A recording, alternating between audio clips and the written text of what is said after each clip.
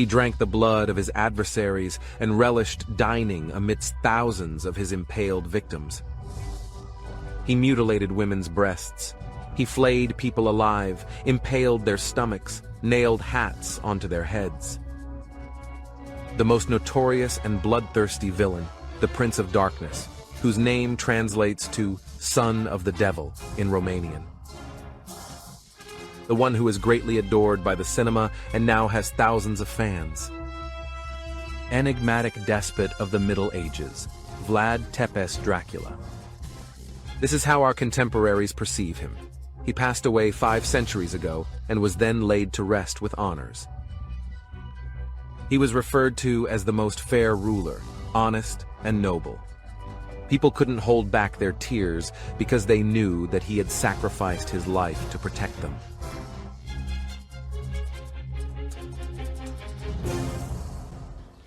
Vlad the Impaler built churches and monasteries, is credited with the development of Bucharest, which later became the capital of Romania, and defended Europe from Ottoman invasions.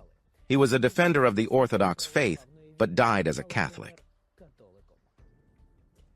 He was a brilliant commander, but he went down in history with the dreadful nickname Tepes, meaning the one who impales. He is attributed with the execution of tens of thousands of people. Who was he truly, and what led to his immense popularity? When did his status as a national hero in Romania, a reputation that persists today, begin to take shape? What was the real Dracula like? For the answer, we traveled to Romania. We will discover why Romanians regard him as a national hero and why the last descendant of the genuine Count Dracula is so affronted by Hollywood. They turned him into a monster, but he is a hero, a national hero. In the year 1431, a boy was born in this room. He lived here for only 5 years and never returned to this house again. 600 years have elapsed. Now there is a restaurant displaying the boy's family crest on the plates. Tourists from all over the world come here to eat from these plates. And all because the boy's name was Vlad Dracula. In the 15th century, Prince Vlad Dracula ruled the small country of Wallachia, located in the heart of Europe, in what is now modern Romania. Even during his rule, rumors about his extreme cruelty spread across Europe, and after his abrupt death, Dracula was widely proclaimed as a servant of the devil. Here is a medieval engraving. It depicts Dracula calmly dining amidst thousands of impaled individuals. And here is a gallery of portraits of the prince. This is how the artists envisioned him. Perhaps this excitement would have subsided eventually, but soon after the prince's death, Fedor Kurizin, the ambassador of Russian Tsar Ivan III, arrived in Romania. He learned about the exploits of Dracula and returned from this journey with his own terrifying story, The Tale of Dracula. The book was instantly prohibited in Russia. Kurizin excessively admired the prince's grand actions. However, the Tale of Dracula somehow ended up in the hands of the young Ivan IV, the Terrible. For the young monarch, this book became a guide to state governance. He meticulously studied Dracula's methods of operation and later surpassed him. He started combining skinning with burning, skewering, and concurrently slicing meat from the hapless victims, frying them in oil, igniting them, and ripping them apart by the limbs. All tyrants are similar. Each one is driven by something to be cruel. The situation in the country, opposition conspiracies, a challenging childhood, or simply inherent insensitivity and cruelty. But what made Dracula so special that he was named the #1 Prince of Darkness? Did he really drink blood? Irish writer Bram Stoker is responsible for everything. He lived in the 19th century and wrote horror novels. But none of them brought him success until he decided to write a novel about vampires. In the 19th century, everyone believed in the existence of vampires. They are not merely characters from folk tales, but they reside somewhere in the mysterious and ominous forests of Eastern Europe. Among the Serbs, Czechs, and Russians, Stoker learned about Vlad the Impaler, also known as Dracula, from a Hungarian scholar he was acquainted with. He spoke to him about the forgotten tyrant and tossed aside medieval books about non-humans. In gratitude, Stoker turned this scientist into a warrior against vampires and included him in the book under the name Van Helsing. In Stoker's novel, a vampire count resides in a Transylvanian castle, biting the necks of his guests, consuming their blood, and transforming them into undead minions. He sleeps in a coffin. He has long red fangs, a misshapen spine, and most importantly, he is deathly afraid of sunlight. Indeed, Stoker adapted and innovated many elements. Dracula was not a count, but a prince, and he resided not in Transylvania, but in Wallachia. He didn't sleep in a coffin, but in a regular bed. As for the depiction of Dracula and his aversion to light, Stoker described the symptoms of a real disease, which was unknown at that time. People like this really do exist, Vadim Shipalin assures, but there is no need to be afraid of them. They have elongated red fangs. They cannot be exposed to the sun because then their skin blisters, their skeleton deforms, and they become terrifying in appearance. All of these are patients with porphyria. This disease occurs very rarely when a person's metabolic process in the blood is disrupted. Doctors were able to identify porphyria relatively recently, in 1963. Patients with porphyria indeed did not consume blood, but due to their horrifying appearance, they were feared and frequently referred to as the living dead. All these clinical characteristics leave a mark on the human psyche. Undoubtedly, a person who is afraid of daylight and possesses certain anatomical anomalies that are not entirely pleasant to others starts to emanate a certain aura of mystery.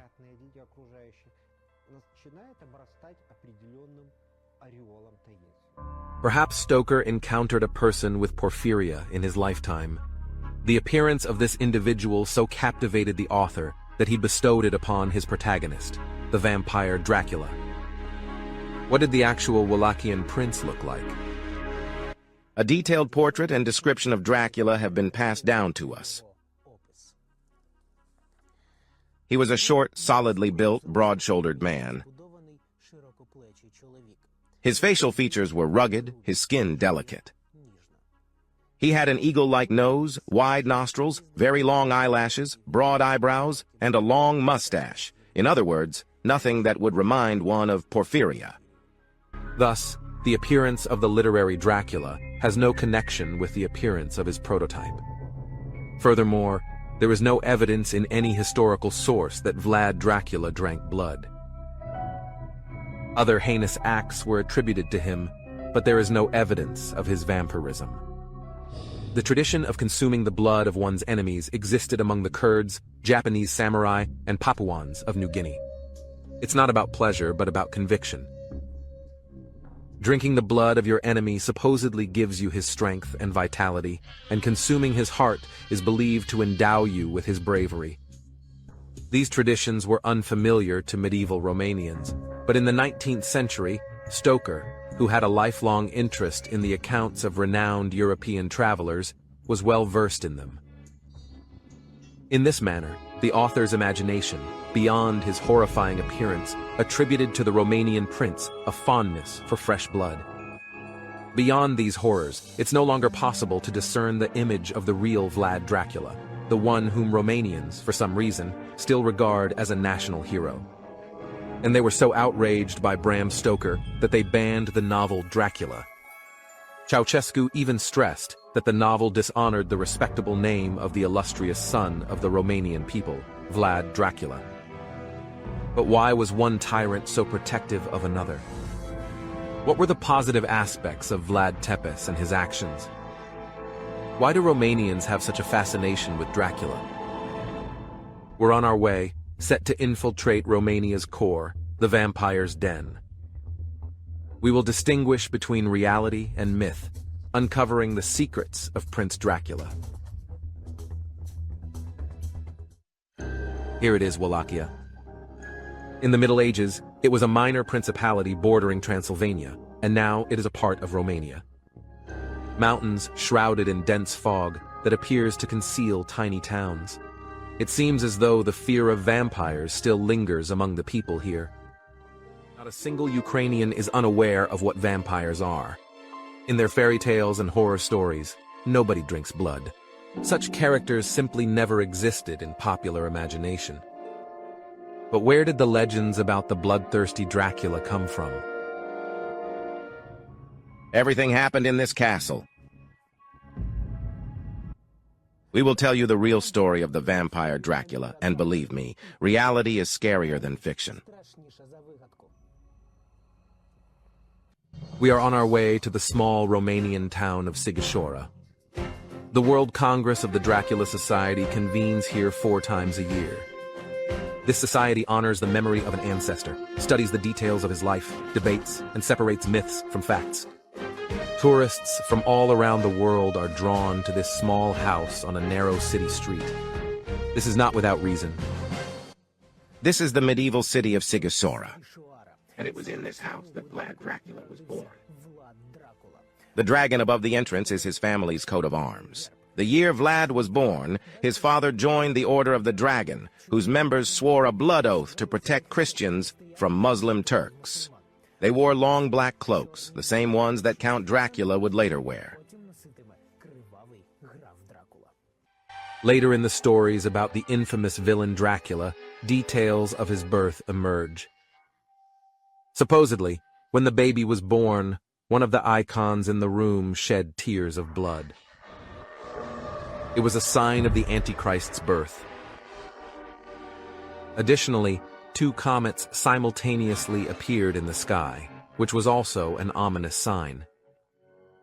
However, local historian Mihai Soneriu chuckles at the notion that these are typical stories, similar ones fabricated following the birth of many notable individuals. However, if we disregard the terrifying tales for tourists, it was in this house that Vlad Dracula was born. Now there is a small restaurant here. Tourists are drawn here by the stylization of a vampire's house, the obligatory inclusion of bloody meat on the menu, and plates featuring Dracula's family coat of arms. They also managed to preserve a fresco that is more than 5 centuries old. Vlad Dracula's father is depicted in this unique mural. This is the only remaining image of him in the world today. Beside him is the city's mayor. He gifted this house to Vlad's father. The Wallachian ruler, Vlad, had 3 sons, the eldest Mircea, the middle Vlad, and the youngest Radu. Fate will not be kind to any of them. Mircea will be entombed alive. Radu will become a favorite of the Turkish Sultan, and Vlad will tarnish his family's reputation with accusations of cannibalism. But that was later, and now, in the 15th century, the father and his sons had other problems. Their country was conquered by the Turks. They demand payment of tribute, as well as sending boys and livestock to Turkey. It's impossible to argue with the Turks. They had just seized Constantinople and posed a threat to the entire world. Gradually, the small countries of Eastern Europe fell under their rule. They traveled from the Balkans to Romania, and thus, a small part of it, Wallachia, was compelled to become a Turkish province. The prince resisted as best he could. He secretly joined the chivalric Order of the Dragon, played both sides with the Sultan, and taught his sons that freedom was the paramount value. But one day, the Sultan unveiled his secret plan. The Sultan summoned the prince and his sons to his palace and then accused them of treason. To ensure the prince's unwavering loyalty, he took his 2 sons, Vlad and Radu, as hostages. If their father had revolted against the Turks, the boys would have simply been murdered. However, there were also benefits to this confinement. Education in Turkey at that time was among the best in the world. Only there could Vlad learn martial arts and military strategy. To confront this empire, it needed to be studied from the inside. This is exactly what Vlad's father would have wanted. Several years have passed. All this time, the brothers were together. Vlad supported the younger Radu and took care of him. The 2 of them dreamed about escaping their home and how they would seek revenge on the Turks alongside their father and older brother. But things turned out differently. Wallachia faced numerous adversaries: the Hungarian neighbors who sought to seize their lands, the boyars who aimed to install their protege on the throne, and the Turks who endeavored to establish their own rule in the country. The country was in chaos. Romanians gradually converted to Islam, and Dracula Sr. fought as vigorously as he could to protect his rights and faith. But one day his sons in captivity found out that their father had been killed. Along with him, their elder brother Mircea passed away. The nobles installed their candidate on the throne. It so happened that 14-year-old Vlad Dracula became the heir to the throne, a successor who had neither power nor freedom. He harbored a hatred for the Turks and sought revenge for the deaths of his relatives, but in his hatred, he failed to see how the irreversible had occurred. The Sultan was fond of his younger brother Radu. The Sultan, infamous for his inappropriate behavior towards boys, took the vulnerable Radu into his harem and favored him above all others. Vlad is choking on hatred. Through the bars of the prison, he watched as the Turks executed Christians, observing how stakes with a diameter of 25 centimeters were sharpened and people were impaled on them.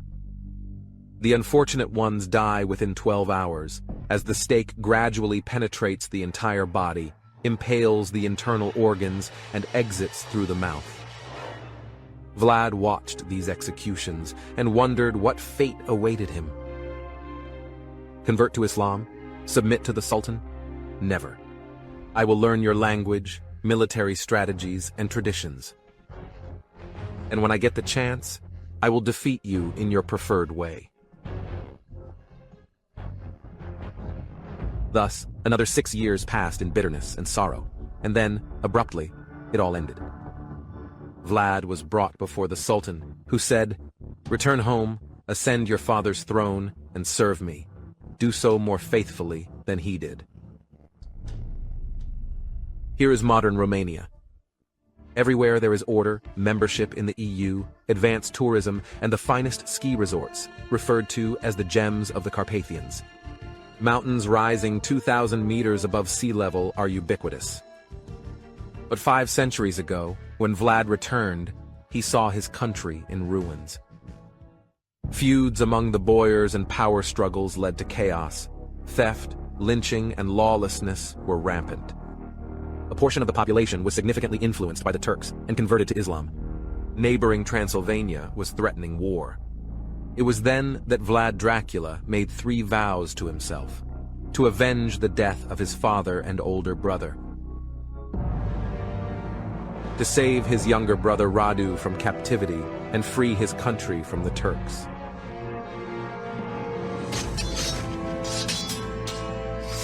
Dracula will not pay homage. He will not send the boys to endless janissary barracks because he is not a puppet.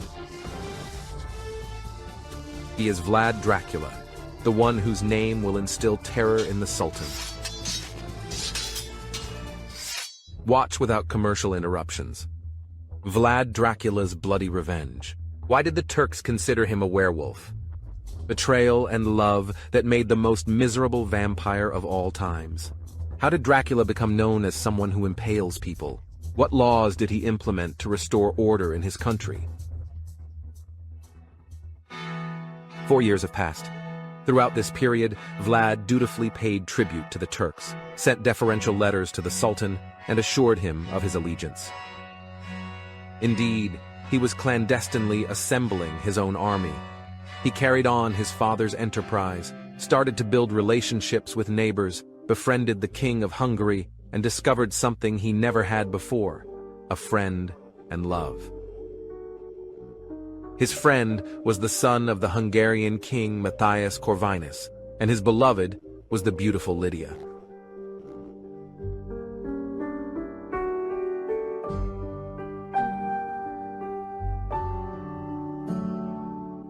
Lydia was the daughter of a Romanian nobleman, a quiet, obedient, and beautiful girl. She was going to become a bride of the Lord, dedicating her life to the monastery. But a chance encounter with Vlad Dracula turned her life upside down. Vlad passionately pleaded with her on his knees to abandon the monastery, and Lydia agreed to become his wife. This decision will make her unhappy and may cause her to have a short life. They were crowned in a small Hungarian church. Vlad was happy. For the first time in his life, he didn't want to fight, but to enjoy peaceful family happiness. But life under Turkish rule could not last forever. Vlad understood this. All this time he was held captive by his night terrors, waking up from his own scream. In a dream, he saw his dead father. He was buried alive in the ground. He saw his little brother. Dracula remained under the rule of the Sultan. The dead called for his vengeance, and the living awaited his return. And Vlad took the risk. At this point, the Pope attempted to orchestrate a crusade against the Turks, but only Wallachia and Hungary consented to engage in battle. Other nations feared the Sultan's retaliation, but the Pope provided funds, which were given to the Hungarian king to combat the Turks.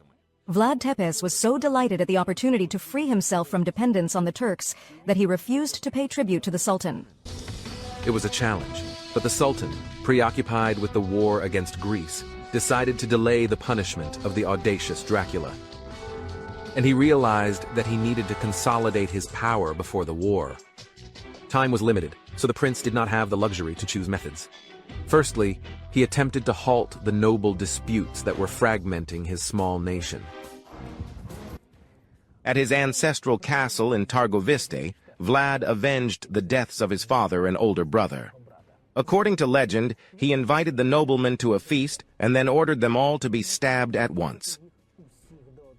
It is believed that this execution marked the beginning of the bloody reign of the great tyrant Vlad Dracula. Legends suggest so, but chronicles convince otherwise. At the banquet, Dracula was only intimidated by the boyar, and he only eliminated those whom he suspected of treason. During the initial years of his rule, he executed 11 boyars who were plotting a coup against him. After eliminating the real threat, Dracula began to re-establish order in the country. He enacted new laws. Criminals were sentenced to death for theft, murder, and violence. They had to be burned at the stake. When public executions commenced in the country, people realized that their ruler was not jesting. Vlad Tepes quickly gained fame as a very just ruler. In his era, money could be left unattended on the street and no one would dare to take it, as everyone understood that the punishment would be severe. There were no thieves in the country, as it made no difference to them whether you were a nobleman, a boyar, or a common beggar. If you have committed a crime, you must face the consequences. Legends say that this is how he eradicated all the beggars and those who refused to work. Gradually, he intentionally instilled fear in people, even endorsing dreadful tales about his cruelty. He believed that this was the only way to instill self-respect in people and prepare them for a challenging war with the Turks. In every city, Vlad left a golden cup near the main well so that anyone could drink water. People revered and respected their ruler so much that no one dared to steal this cup. In the end, the only penalty for any crime was death. This is the only well from that era that remains in Sigashora. It is unique, which is why the locals cherish it so much. The only thing it lacks for authenticity is a golden chalice. However, some of his reforms revived Wallachia's economy in record time. He gave the go-ahead to local merchants and imposed a heavy tax on foreign ones. And when the merchants from neighboring Transylvania attempted to revolt, he orchestrated a public execution as a deterrent. In front of the entire trading community, he ordered 10 traders who violated his laws to be burned at the stake. But this... Vlad punished the Saxons near Brasov. After that, awful rumors started to circulate about him. The Saxons portrayed Dracula as a fearsome, bloodthirsty, and ruthless ruler. For them, he was a monster. This marked the beginning of the creation of the devil's image. The merchants decided to retaliate and circulated rumors that Dracula was a demon who ravaged his own people. He destroys entire cities and spares not even infants. He scorches the women's bodies, then sits down to feast amidst the corpses. Later, new elements were added to these fantasies. These stories make your hair stand on end. Once Dracula hosted a dinner and invited beggars to it. When they were satiated, he asked them if they always wanted to feel this full and content. They happily nodded their heads. Then Vlad left, and the servants shut the door and set the house on fire. No one survived. The same incident occurred with the Turkish ambassadors. They visited the prince for negotiations and declined to remove their turbans as a mark of respect. Then Dracula ordered these turbans to be nailed onto the ambassadors' heads. The most surprising aspect is that these stories encompass only a fraction of the truth. The beggars in the country did disappear, but no one banished them during a feast. They were simply penalized, and those who refused to work were executed separately. And no one fastened turbans on the ambassadors' heads.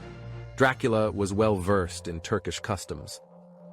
There is limited specific historical information about Vlad Dracula, because there was no historian at his court. The only document that mentions him is a Saxon pamphlet written by merchants. In this pamphlet, Dracula is depicted as cruel and terrifying, but in Romanian legends, he is portrayed as a hero and a benevolent ruler. He never harmed innocent individuals, he only targeted those who forfeited their right to live. They were typically thieves and murderers. In 4 years, Vlad Dracula transformed the situation in his country. He established the future capital, Kyiv.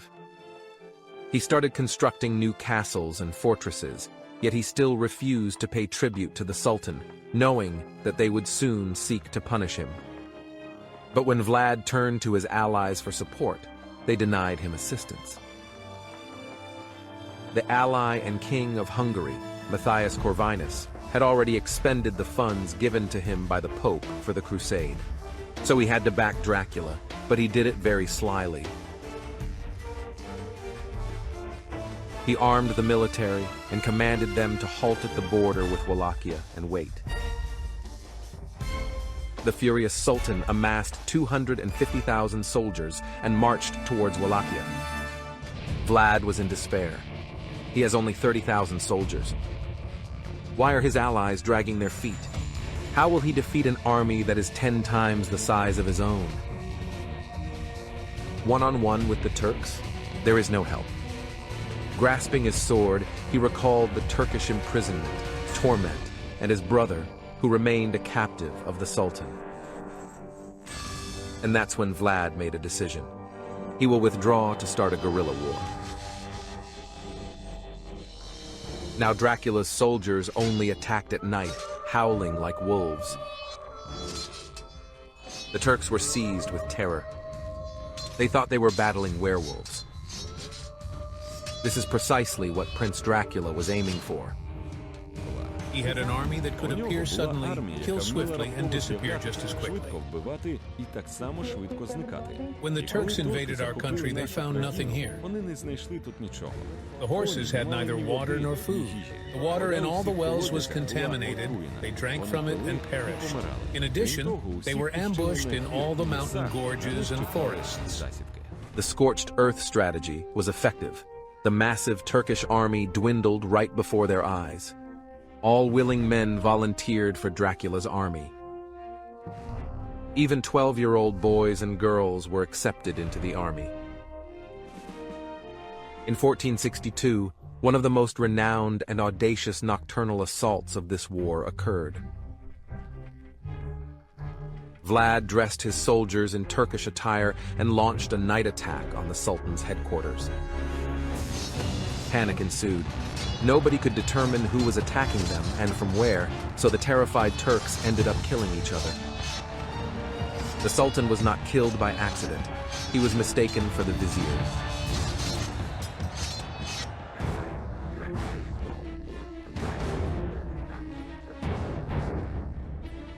The next day, the Sultan stumbled upon a forest of impaled Turkish soldiers. 4,000 dead.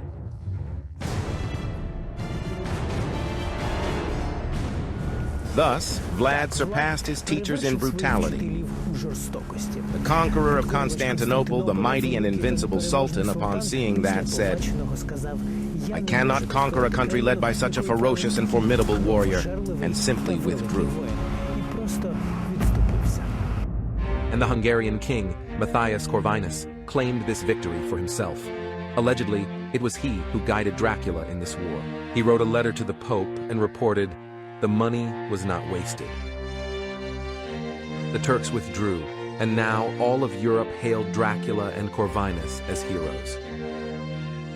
To the aggrieved Dracula, the Hungarian king explained that he could not assist him, as he simply did not have the time to assemble an army, and Vlad trusted his friend. Now he only had to finish off the retreating Turkish units. Years will pass, and he will recall that day with horror. A routine skirmish with the Turks occurred, and during the conflict, the prince unexpectedly came across the commander of a Turkish unit. A duel ensued.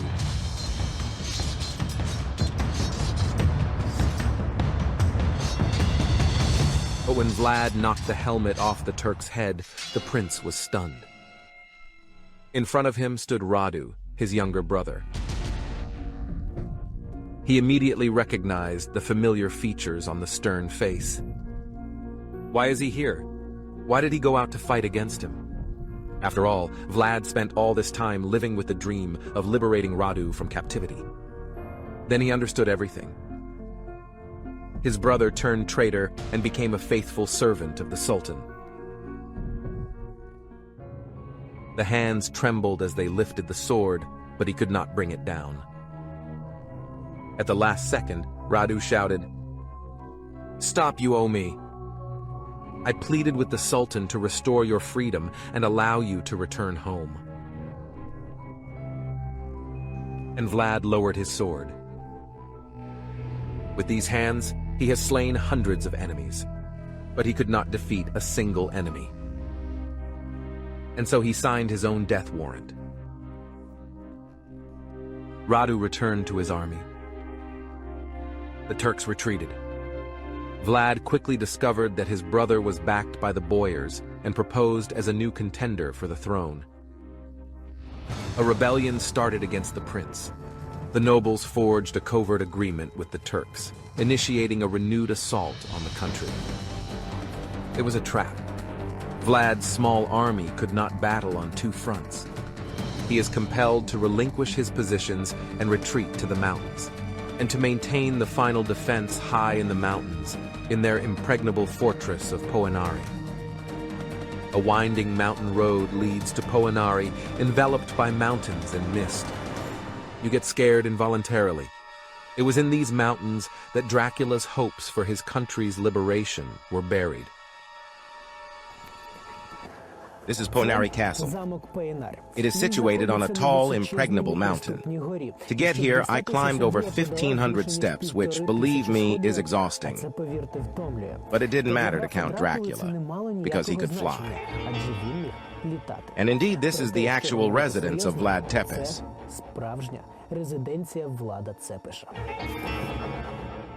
This castle became the prince's last refuge. His army withstood a Turkish siege for several months here.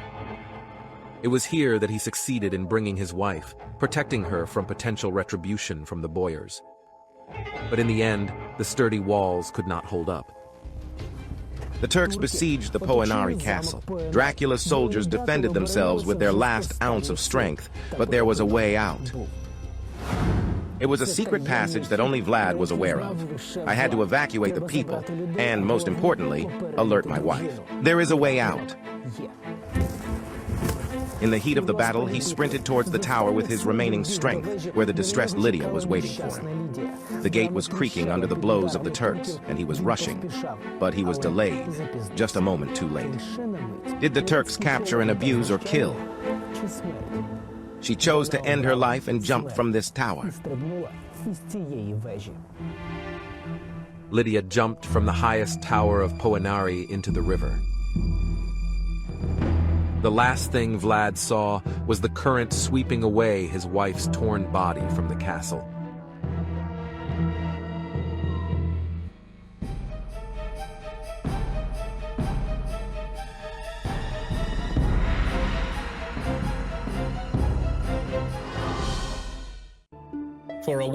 For a woman of that era, being captured by the Turks was worse than death itself. She died defending her honor. It is said that after Lydia's death, Dracula sold his soul to Satan. But I believe that marked the end of his era of victories and prosperity. He escaped from the castle through an underground passage. But his life was ruined. His wife passed away, his brother disowned him, and his allies betrayed him. He could only seek revenge. The Turks, led by his brother Radu, recaptured Wallachia once again. Meanwhile, the King of Hungary had to account to the Pope for the failure of the campaign, and he found the culprit. Vlad was in a hurry. He fled the country to seek support from Matthias Corvinus. Together, they will expel the Turks. When Vlad arrived at the royal castle, he was unexpectedly taken captive. Corvinus hurled accusations of treason at Vlad, throwing his letters in his face. He knows that Dracula conspired with the Sultan and planned to take over Hungary. Vlad could not believe his eyes. This is not true. How can his friend believe that? But Matthias was relentless. Dracula was being imprisoned for treason. He hoped it was a mistake, that his friend would find the culprit. But he was brutally tortured in prison, coerced into confessing treason. He pleaded not guilty to all charges.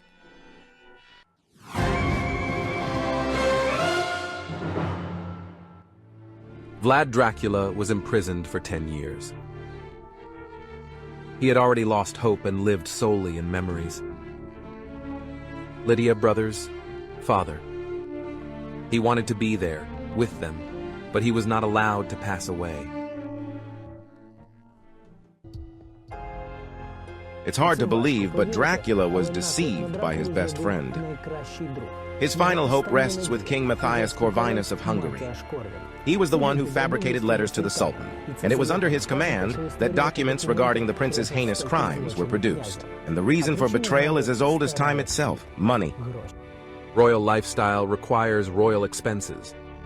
Matthias misappropriated the funds received from the Catholic Church for the crusade, and he decided to hold Vlad Dracula responsible for the failure of the campaign.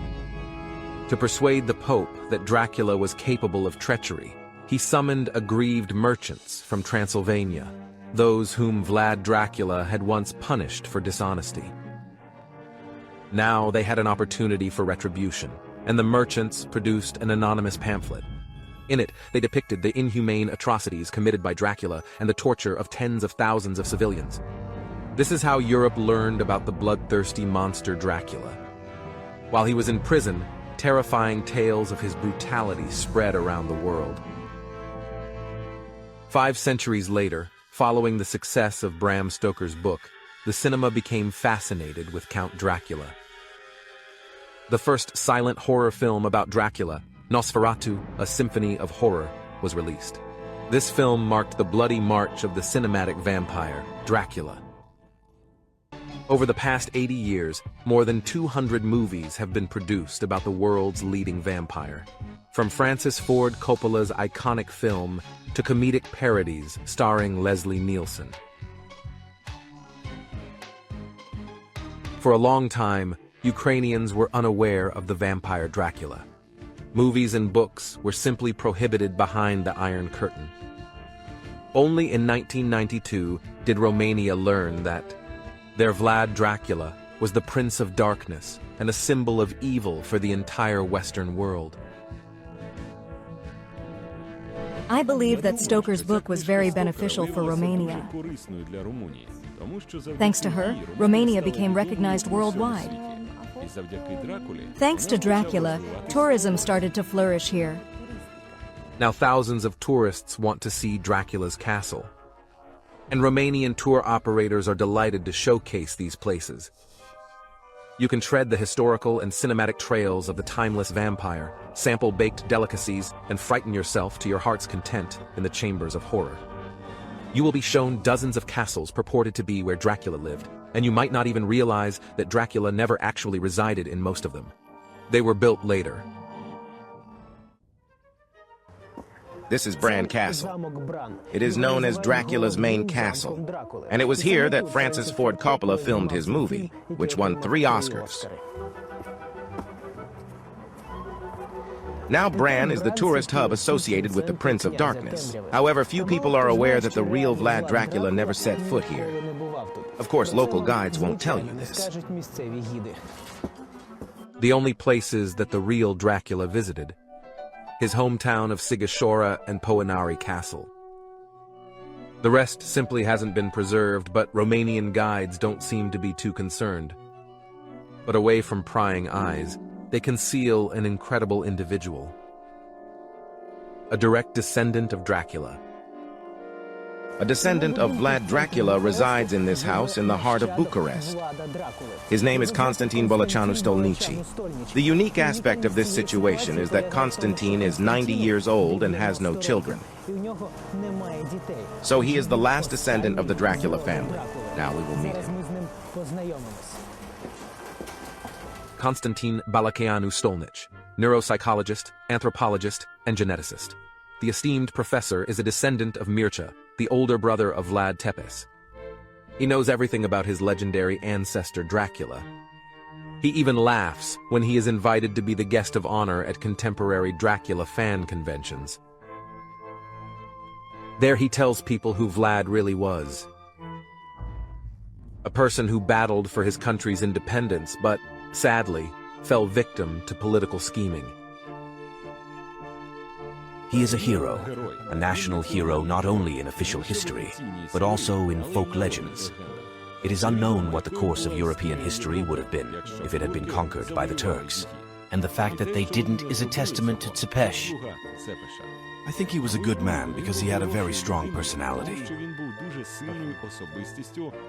He was highly educated, having received the finest Turkish education of that era.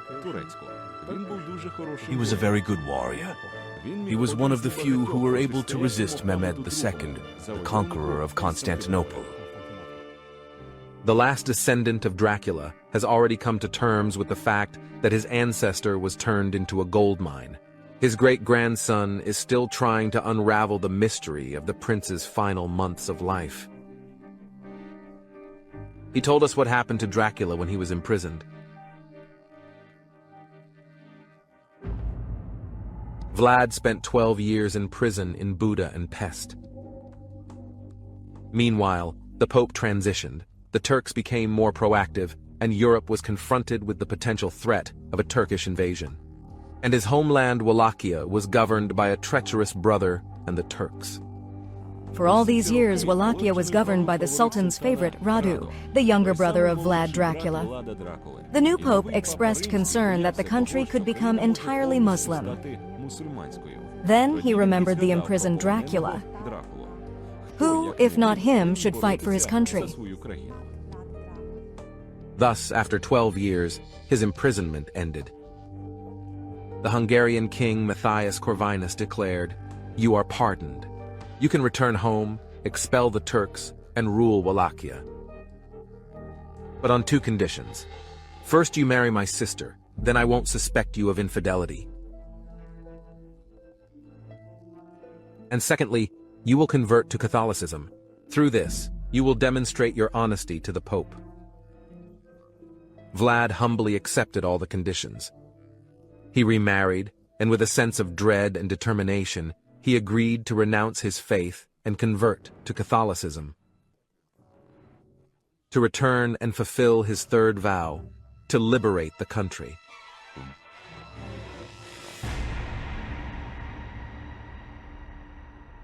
When he embarked on his final campaign against the Turks, he was 45 years old. His wife succeeded in giving birth to 2 sons, and the King of Hungary ultimately kept his promise and provided him with an army. Through battles, Vlad ascended the throne for the 3rd time, but a nasty surprise awaited him at home. Now everyone was terrified of him, including his own servants. He renounced his own faith. Behind his back, they whispered, "Sorcerer, devil, heretic." He battled the Turks once more, without fear, without any hesitation, and saw only scared faces around him. Now everyone was expecting unprecedented atrocities from him. And the misled prince is tired of proving to everyone that he is not a monster. A few months later, he was able to reclaim the throne. The final battles with the Turks ensued. Dracula was victorious. But suddenly, during the battle, he felt a terrible blow to the back.